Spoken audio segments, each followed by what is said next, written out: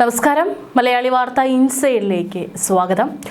ശബരിമല യുവതീ പ്രവേശന വിഷയം ഉൾപ്പെടെ പരിഗണിക്കുന്ന 9 അംഗ ഭരണഘടനാ ബെഞ്ചിന്റെ രൂപീകരണം ഉടൻ ഉണ്ടാകുമെന്നും വേനലവധിക്ക് മുമ്പ് വാദം കേട്ട് തുടങ്ങുമെന്നും റിപ്പോർട്ട്. അങ്ങനെ സംഭവിച്ചാൽ ഏപ്രിലിൽ നടക്കാൻ പോകുന്ന നിയമസഭാ തെരഞ്ഞെടുപ്പിന് മുൻപ് ശബരിമല വീണ്ടും പിണറായി സർക്കാരിന് മേൽ ഡെമോക്രസിന്റെ വാള് പോലെ തൂങ്ങിയേക്കാം. ശബരിമലയിൽ യുവതികളെ പ്രവേശിപ്പിക്കുന്നതിൽ തെറ്റില്ലെന്ന് കാണിച്ച് പിണറായി സർക്കാർ സുപ്രീം കോടതിയിൽ സമർപ്പിച്ച സത്യവാങ്മൂലമാണ് വിനയായി മാറിയത്. വിശാല ബെഞ്ച് രൂപീകരിക്കുന്ന കാര്യം പരിഗണനയിലാണെന്ന് സുപ്രീം കോടതി ചീഫ് ജസ്റ്റിസ് സൂര്യകാന്ത് പറഞ്ഞത് കഴിഞ്ഞ ദിവസമാണ്. മതസ്വാതന്ത്ര്യവും സ്ത്രീ അവകാശങ്ങളും സംബന്ധിച്ച ചോദ്യങ്ങളാണ് 9 അംഗ ഭരണഘടനാ ബെഞ്ചിന്റെ പരിഗണനാ വിഷയം. ഒരു ദിനപത്രത്തിന് നൽകിയ അഭിമുഖത്തിലാണ് ചീഫ് ജസ്റ്റിസ് സൂര്യകാന്ത് ഇക്കാര്യം വ്യക്തമാക്കിയത്. എന്നാൽ ബെഞ്ച് എപ്പോൾ മുതൽ വാദം കേട്ടു തുടങ്ങുമെന്ന് ചീഫ് ജസ്റ്റിസ് വ്യക്തമാക്കിയിട്ടില്ല. യുവതീ പ്രവേശന വിഷയം പരിഗണിക്കാൻ 2019 അന്നത്തെ ചീഫ് ജസ്റ്റിസ് എസ് എ ബോബ്ഡെയുടെ നേതൃത്വത്തിൽ 9 അംഗ ബെഞ്ച് രൂപവൽക്കരിച്ചിരുന്നു. ആ ബെഞ്ചിലെ അംഗങ്ങളിൽ ഇപ്പോൾ സുപ്രീം കോടതിയിലുള്ള ഏക ജഡ്ജി നിലവിലെ ചീഫ് ജസ്റ്റിസ് സൂര്യകാന്താണ്. ബെഞ്ചിലെ മറ്റംഗങ്ങൾ S A Bobde, R Bhanumathi, Ashok Bhushan, L Nageswara Rao, Mohan M Shantana Goudar, S Abdul Nazeer, R Subhash Reddy, B R Gavai എന്നിവരായിരുന്നു. മതസ്വാതന്ത്ര്യവും സ്ത്രീകളുടെ അവകാശങ്ങളും തമ്മിൽ ബന്ധപ്പെട്ടുള്ള ഹർജികളുടെ വാദം കേൾക്കാനായി 9 ജഡ്ജിമാരടങ്ങുന്ന ഭരണഘടനാ ബെഞ്ച് രൂപീകരിക്കാനുള്ള സാധ്യത പരിശോധിക്കുമെന്നും പറഞ്ഞപ്പോഴായിരുന്നു ചീഫ് ജസ്റ്റിസ് ശബരിമലയെ പരാമർശിച്ചത്. എല്ലാ പ്രായത്തിലുമുള്ള സ്ത്രീകളെയും ശബരിമല ക്ഷേത്രത്തിൽ പ്രവേശിപ്പിക്കണമെന്ന സുപ്രീം കോടതി ഉത്തരവ് പുനഃപരിശോധിക്കണമെന്ന് ആവശ്യപ്പെടുന്ന ഹർജികൾ ഉൾപ്പെടെയുള്ള കേസുകൾ പരിഗണനയിലുണ്ട്.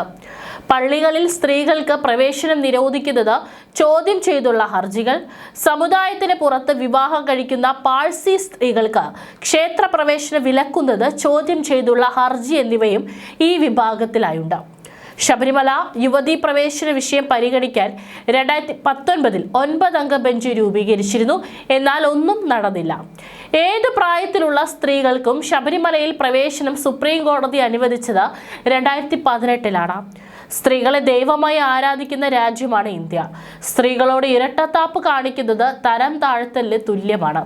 വിശ്വാസത്തിന്റെ കാര്യത്തിൽ സ്ത്രീകളോട് വിവേചനം പാടില്ല. ശാരീരികവും ജൈവികവുമായ നിലകൾ കണക്കിലെടുത്താകരുത് ദൈവവുമായുള്ള ബന്ധം വിലയിരുത്തേണ്ടതെന്നും ചീഫ് ജസ്റ്റിസ് ദീപക് മിശ്ര അന്ന് പറഞ്ഞു. വിധി എല്ലാ ക്ഷേത്രങ്ങൾക്കും ബാധകമാണെന്നും കോടതി നിരീക്ഷിച്ചു. സ്ത്രീകൾ പുരുഷന്മാരെക്കാൾ താഴ്ന്നവരല്ല. ശബരിമലയിലെ ആചാരം ഹിന്ദു സ്ത്രീകളുടെ അവകാശം ഹനിക്കുന്നതാണ്. അയ്യപ്പ വിശ്വാസികൾ പ്രത്യേകം സമുദായമല്ല. ലിംഗവിവേചനം ഭക്തിക്ക് തടസ്സമാകരുത്. 10നും 50നും ഇടയിൽ പ്രായമുള്ള സ്ത്രീകൾക്ക് പ്രവേശനം അനുവദിക്കാത്തത് ഭരണഘടന വിരുദ്ധമാണെന്നും സുപ്രീം കോടതി വിലയിരുത്തി. അതേസമയം 5 അംഗ ഭരണഘടനാ ബെഞ്ചിലെ 4 ജഡ്ജിമാർ ഒരേ അഭിപ്രായം കുറിച്ചപ്പോൾ ഏക വനിതാ ജഡ്ജിയായ ഇന്ദു മൽഹോത്ര വിയോജിച്ചു.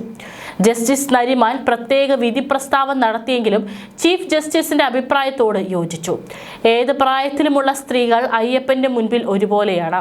ആർത്തവകാലത്തിന്റെ അടിസ്ഥാനത്തിൽ ക്ഷേത്രത്തിൽ സ്ത്രീകളെ വേർതിരിക്കുന്നത് ശരിയല്ല. 10നും 50നും ഇടയിൽ പ്രായമുള്ളവരെ ശബരിമല ക്ഷേത്രത്തിൽ പ്രവേശിപ്പിക്കാത്തതിന് ഭരണഘടനയിലെ 26ാം അനുച്ഛേദത്തിന്റെ പിൻബലമില്ല. 41 ദിവസത്തെ വ്രതം സ്ത്രീകൾക്ക് എടുക്കാനാകില്ലെന്ന വാദം അംഗീകരിക്കാനാകില്ല. സ്ത്രീകളെ ദുർബലരായി കാണുന്നതാണ് ഈ വാദമെന്നും ജസ്റ്റിസ് നരിമാൻ പറഞ്ഞു.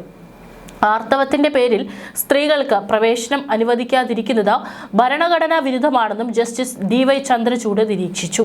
സ്ത്രീകളെ തരം താഴ്ത്തുന്ന വിശ്വാസങ്ങൾക്ക് അംഗീകാരം നൽകാൻ കോടതിക്ക് സാധിക്കില്ല. മതനിയമങ്ങൾ വെച്ചു പുലർത്താൻ മതങ്ങൾക്ക് അധികാരമുണ്ട്. എന്നാൽ ഏത് രീതിയിലുള്ള മതനിയമങ്ങളും ഭരണഘടനയുമായി യോജിച്ചു പോകുന്നതായിരിക്കണമെന്നും ചന്ദ്രചൂഡ് വ്യക്തമാക്കി. ഹർജിക്കാർ ഉയർത്തിയ പ്രശ്നങ്ങൾ എല്ലാ മതങ്ങളെയും ബാധിക്കുന്നതാണെന്നായിരുന്നു ജസ്റ്റിസ് ഇന്ദു മൽഹോത്രയുടെ വിധി. മതവികാരങ്ങൾ ഉൾപ്പെട്ട വിഷയങ്ങളിൽ കോടതി ഇടപെടാതിരിക്കുന്നതാകും അഭികാമ്യമെന്നും അവർ വ്യക്തമാക്കി. ചീഫ് ജസ്റ്റിസ് ദീപക് മിശ്ര, ജഡ്ജിമാരായ റോഹിൻടൺ നരിമാൻ, AM ഖാൻവിൽക്കർ, DY ചന്ദ്രചൂഡ്, ഇന്ദു മൽഹോത്ര എന്നിവരുൾപ്പെടുന്നതാണ് ബെഞ്ച്. ഇന്ത്യൻ യങ് ലോയേഴ്സ് അസോസിയേഷനാണ് പ്രധാന ഹർജിക്കാർ. 2017 ഒക്ടോബർ 13 ശബരിമല കേസ് സുപ്രീം കോടതി ഭരണഘടനാ ബെഞ്ചിലേക്ക് മാറ്റിയത്.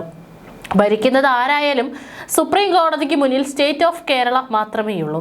ഭരണം മാറിയെന്നും പറഞ്ഞ് സംസ്ഥാന സർക്കാരിന് നിലപാട് മാറ്റാനാകുമോ എന്ന് ശബരിമല കേസ് പരിഗണിക്കവേ 2016 സുപ്രീം കോടതി ചോദിച്ചതും അതുകൊണ്ടാണ്.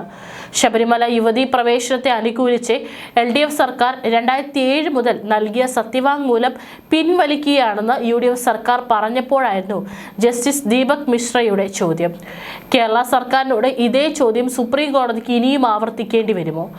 ആർത്തവകാലത്ത് സ്ത്രീകൾക്ക് ക്ഷേത്രപ്രവേശനം വിലക്കുന്ന കേരളത്തിലെ ചട്ടം ചോദ്യം ചെയ്ത് 2006 ഇന്ത്യൻ യങ് ലോയേഴ്സ് അസോസിയേഷൻ എന്ന സംഘടന സുപ്രീം കോടതിയെ സമീപിച്ചതാണ് ശബരിമല കേസിന്റെ തുടക്കം. ആദ്യ വർഷം പ്രത്യേകിച്ച് ഒന്നും സംഭവിച്ചില്ല. 2007 VS സർക്കാർ യുവതീ പ്രവേശനത്തിന് അനുകൂലമായി സത്യവാങ്മൂലം നൽകുകയായിരുന്നു ആദ്യ ട്വിസ്റ്റ്. അതായത് ശബരിമലയിൽ യുവതികളെ പ്രവേശിപ്പിക്കണം എന്നത് കമ്മ്യൂണിസ്റ്റ് നിലപാടായിരുന്നു. തുടർന്ന് അനക്കമില്ലാതെ കിടന്ന ശബരിമല കേസ് 2016 ജസ്റ്റിസ് ദീപക് മിശ്ര അധ്യക്ഷനായ 3 അംഗ ബെഞ്ചിന് മുന്നിലെത്തിയതോടെ വീണ്ടും ഉണർന്നു. ആചാരം സംരക്ഷിക്കണമെന്നും യുവതീ പ്രവേശനം അനുവദിക്കാനാകില്ലെന്നും ഉമ്മൻചാണ്ടി സർക്കാർ അറിയിച്ചപ്പോൾ സുപ്രീം കോടതി ചോദ്യം ചെയ്തു. സർക്കാരിന്റെ നിലപാട് മാറ്റാനാകുമോ എന്ന ചോദ്യം കേസ് ഭരണഘടനാ ബെഞ്ചിന് വിടുകയാണെങ്കിൽ തീർച്ചയായും പരിഗണിക്കുമെന്നും കോടതി പറഞ്ഞു. പിന്നീട് കേസ് ഭരണഘടനാ ബെഞ്ചിന് മുന്നിലെത്തിയപ്പോഴേക്കും അധികാരത്തിലെത്തിയ പിണറായി സർക്കാർ വീണ്ടും നിലപാട് മാറ്റി യുവതീ പ്രവേശനത്തെ അനുകൂലിച്ചു. 2018 സെപ്റ്റംബർ 28 ശബരിമലയിൽ യുവതീ പ്രവേശനം അനുവദിച്ച് വിധിയും വന്നു. തുടർന്ന് ഒരു കൂട്ട പുനഃപരിശോധനാ ഹർജികൾ സമർപ്പിച്ചത്. പരിശോധനാ ഹർജിയിൽ വാദം കേൾക്കുമ്പോൾ ഞെട്ടിച്ചത് ദേവസ്വം ബോർഡാണ്. നേരത്തെ യുവതീ പ്രവേശനത്തെ ശക്തമായി എതിർത്ത ബോർഡ് മലക്കം മറിഞ്ഞു.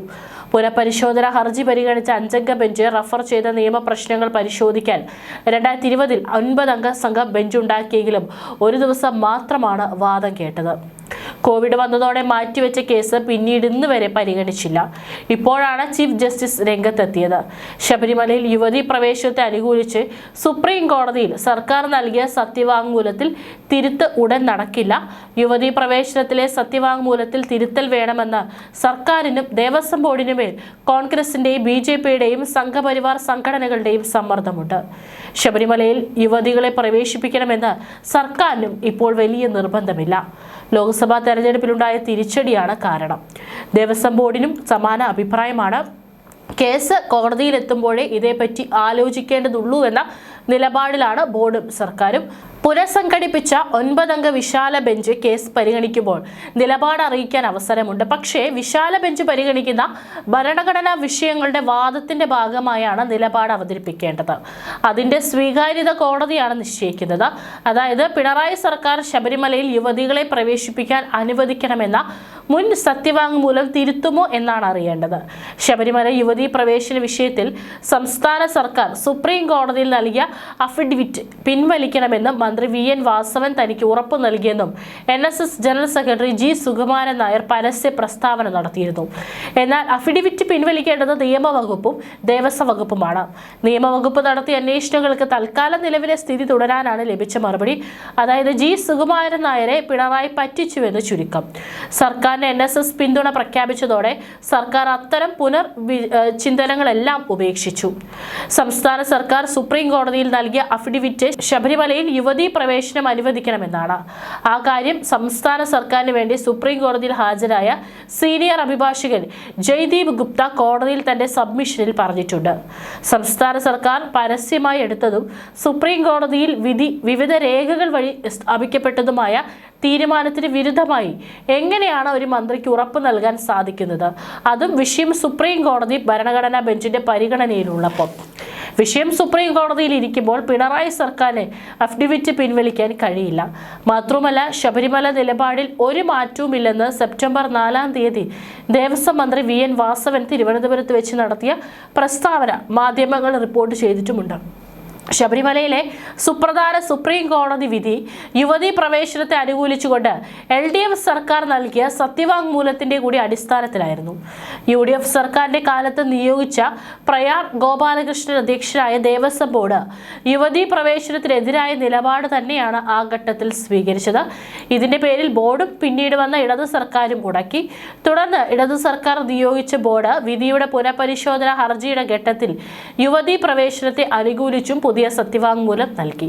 സമൂഹം കാലത്തിനൊത്ത് മാറണമെന്നും ക്ഷേത്ര ആചാരങ്ങൾ ഭരണഘടനാ ധാർമ്മികതയ്ക്ക് വിരുദ്ധമാകരുതെന്നായിരുന്നു ഇതിലെ വാദം.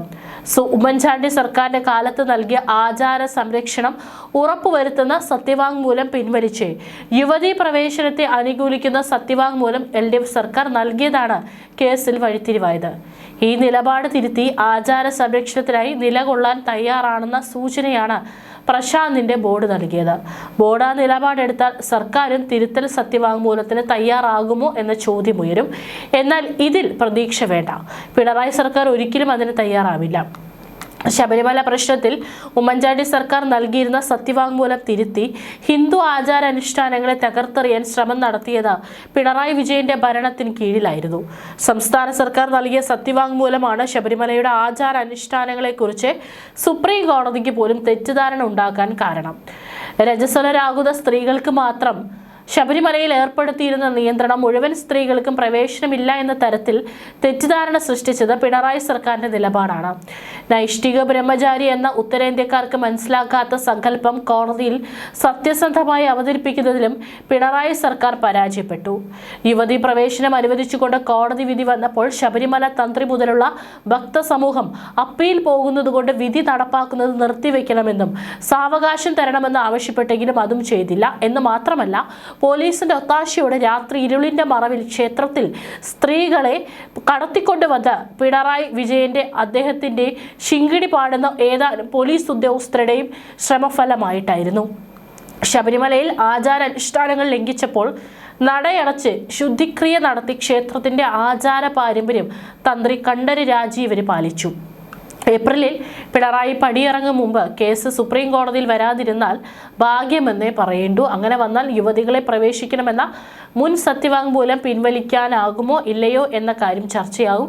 പിൻവലിച്ചാൽ പിണറായിക്ക് കീഴടങ്ങലാവും. പിൻവലിക്കാതിരുന്നാൽ വിശ്വാസികൾ CPMന് പൂർണ്ണമായി എതിരാവും. ചുരുക്കത്തിൽ സീമകളില്ലാത്ത പ്രതിസന്ധിയാണ് പിണറായിക്ക് വന്നു ചേരാൻ പോകുന്നത്, അതും ഒരു ഇലക്ഷൻ കാലത്ത്.